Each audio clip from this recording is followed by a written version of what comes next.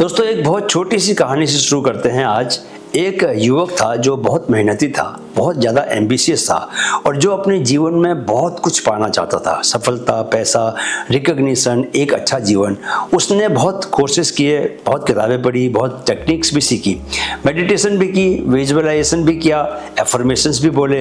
लेकिन कुछ था जो हमेशा अधूरा रहा, कुछ था जो हमेशा टूटता रहा। जैसे रेत पर महल बनाना, ऊपर से सुंदर लेकिन नींव ही नहीं थी। और एक दिन उसके गुरु ने उससे पूछा, तुमने छत बनाने की कोशिश की, दीवारें बनाने की कोशिश की, लेकिन क्या तुमने कभी नींव पर ध्यान दिया, फाउंडेशन पर ध्यान दिया? युवक के पास जवाब नहीं था। दोस्तों, आज के समय में हम सब उस युवक की तरह हैं।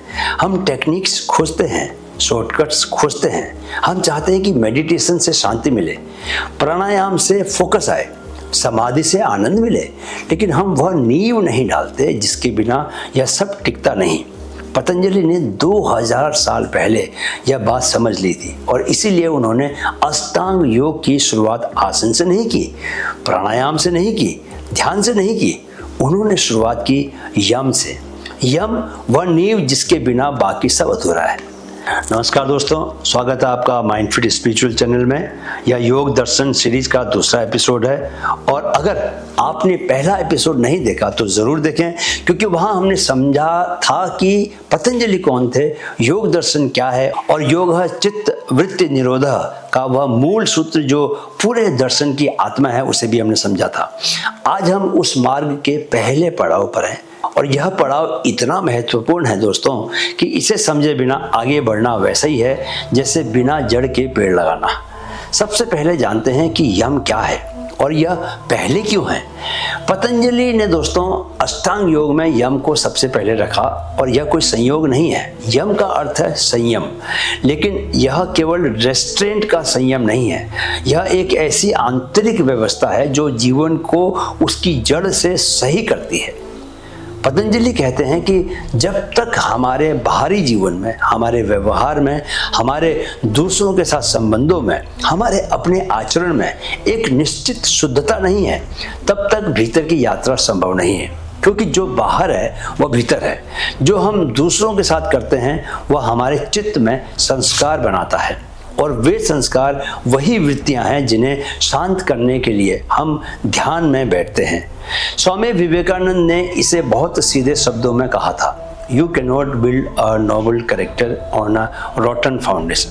यम is that foundation, without it all spiritual practice is like building castles in the air. यानी बिना यम के सारी साधना हवाई महल है। यम के 5 अंग हैं, अहिंसा, सत्य, अस्तेय, ब्रह्मचर्य और अपरिग्रह। और आज हम इन 5 को न केवल उनके पारंपरिक अर्थ में समझेंगे, बल्कि यह भी देखेंगे कि आज के जीवन में, इस भागती हुई डिजिटल दुनिया में इसका क्या अर्थ है और इन्हें कैसे जिया जा सकता है।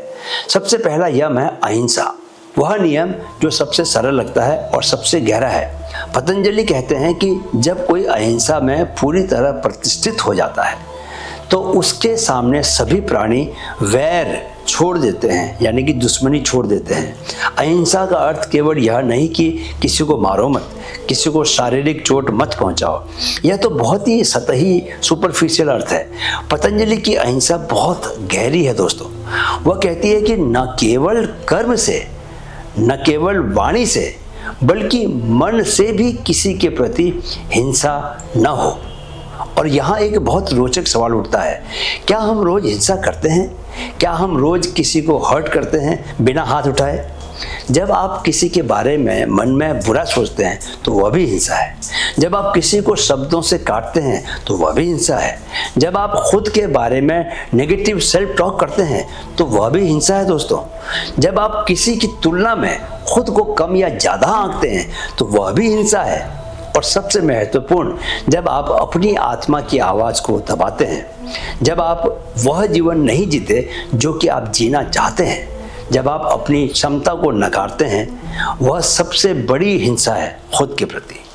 महात्मा गांधी, जिन्होंने अहिंसा को एक राजनीतिक और सामाजिक हथियार बनाया और जिसके बल पर एक साम्राज्य को झुकाया, उन्होंने कहा था, non violence is not a garment to be put on and off at will, Its seat is in the heart and it must be an inseparable part of our being।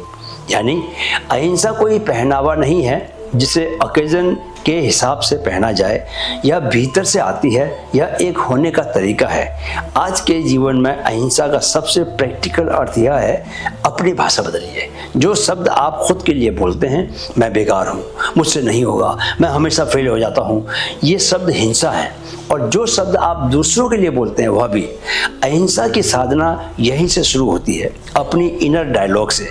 चलिए अब जरा कुछ कथाएं हो जाए। नंबर 1 कथा है वह संत और वह बिच्छू। यह कहानी दोस्तों भारत की आध्यात्मिक परंपरा में बहुत प्रसिद्ध है और अहिंसा के उस गहरे अर्थ को इतनी सुंदरता से कहती है जो किसी भी शास्त्रीय व्याख्या से अधिक प्रभावशाली है। एक नदी के किनारे एक संत बैठे थे और उन्होंने देखा कि नदी के पानी में एक बिच्छू डूब रहा है। उन्होंने हाथ बढ़ाया और उसे बचाने की कोशिश की। बिच्छू ने डंक मार दिया, संत के हाथ से वो छूट गया। तो उन्होंने फिर से कोशिश की और फिर से उसको पानी से निकाला। बिच्छू ने फिर से डंक मार दिया, तीसरी बार, चौथी बार। हर बार संत का हाथ जख्मी होता रहा और हर बार वे फिर से कोशिश करते उसे पानी से निकालने की। अंततः एक पत्ते की सहायता से उन्होंने बिच्छू को बचा लिया। एक शिष्य किनारे पर बैठा ये सब देख रहा था। उसने पूछा, गुरुदेव, वह बार बार आपको डंक मार रहा था, फिर भी आपने उसे क्यों बचाया? संत ने कहा, बेटा, जब एक बिच्छू अपना स्वभाव नहीं छोड़ता तो मैं अपना स्वभाव क्यों छोड़ूं? उसका स्वभाव डंक मारना है, मेरा स्वभाव उसे बचाना है। यह कथा दोस्तों अहिंसा के उस स्तर की बात करती है जहां यह एक नियम नहीं रहता, यह एक स्वभाव बन जाता है, एक होने का तरीका बन जाता है। और पतंजलि यही कहते हैं, यम कोई रूल नहीं है जिसे फॉलो करना है, यह एक ऐसी आंतरिक अवस्था है जिसमें स्थित होना है। दूसरा यम है सत्य, वह नियम जो सबसे कठिन है क्योंकि सबसे पहले खुद से सच बोलना होता है। सत्य प्रतिष्ठायाम क्रिया फलाश्रय त्वम। पतंजलि कहते हैं कि जो सत्य में पूरी तरह प्रतिष्ठित हो जाता है उसके वचन सिद्ध हो जाते हैं। सत्य का अर्थ केवल झूठ न बोलना नहीं है, यह बहुत गहरा है। पतंजलि की सत्य की परिभाषा यह है कि जो देखा, जो सुना, जो अनुभव किया वही कहना, बिना किसी मिलावट के, बिना किसी अतिरंजना के, बिना किसी भय के। और यहाँ सबसे बड़ा चैलेंज यह है कि हम सबसे ज़्यादा झूठ खुद से बोलते हैं। हम खुद से कहते हैं कि मैं ठीक हूँ जब हम ठीक नहीं होते। हम खुद से कहते हैं कि यह रिलेशनशिप काम कर रही है जब वह काम नहीं कर रही होती। हम खुद से कहते हैं कि मैं कल से शुरू करूंगा और वह कल कभी नहीं आता। यह सेल्फ डिसेप्शन, यह खुद से झूठ, यह सबसे बड़ा असत्य है जो हमारे चित्त में सबसे गहरी वृत्तियां बनाता है, सबसे गहरा कंफ्यूजन पैदा करता है। स्वामी राम जो हिमालयन इंस्टीट्यूट के संस्थापक थे और जिन्होंने वेस्टर्न साइंटिस्ट के सामने अपने शरीर और मन पर एक्स्ट्राऑर्डिनरी कंट्रोल डिमॉन्स्ट्रेट किया था दोस्तों, उन्होंने कहा था, the first step in any spiritual journey is brutal honesty with yourself. If you cannot be truthful with yourself, you cannot be truthful with existence। यानी अगर खुद से सच नहीं बोल सकते तो एग्जिस्टेंस से सच नहीं बोल सकते।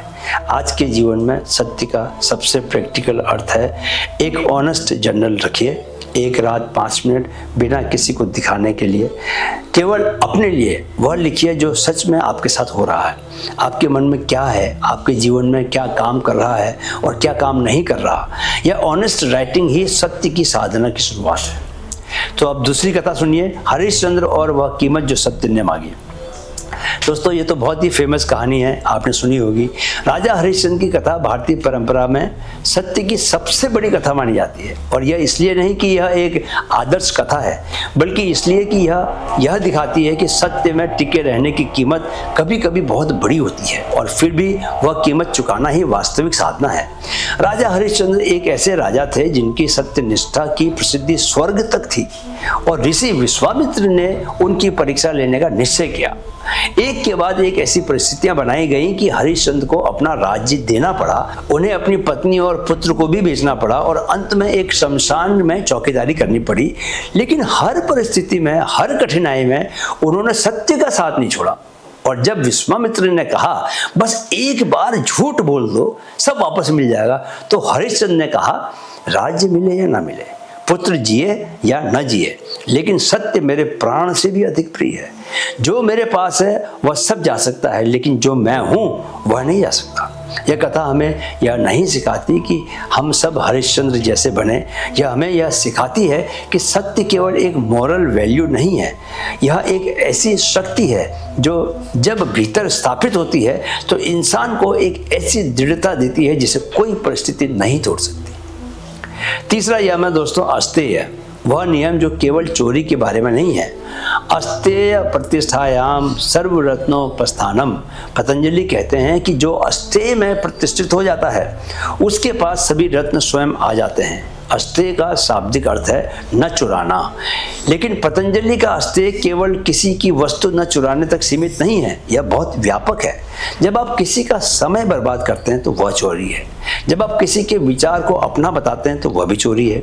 जब आप किसी की एनर्जी को अननेसेसरीली कंज्यूम करते हैं तो वह भी चोरी है।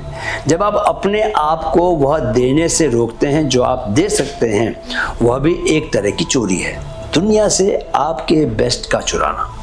और एक और गहरा अर्थ है जब हम यह सोचते हैं कि जो दूसरे के पास है वो हमारे पास होना चाहिए, वह भी अस्तेय का उल्लंघन है। यह कंपैरिजन, यह जेलसी, यह उसके पास तो है मेरे पास क्यों नहीं, यह मानसिकता एक ऐसी चोरी है दोस्तों जो हमारे अपने चित्त की शांति को चुरा लेती है। आज के सोशल मीडिया के युग में अस्तेय का सबसे बड़ा उल्लंघन यही है। हम दूसरों की जिंदगी देखते हैं, उनकी सक्सेस को देखते हैं, उनकी खुशी को देखते हैं और अपने मन की शांति को चुरा लेते हैं।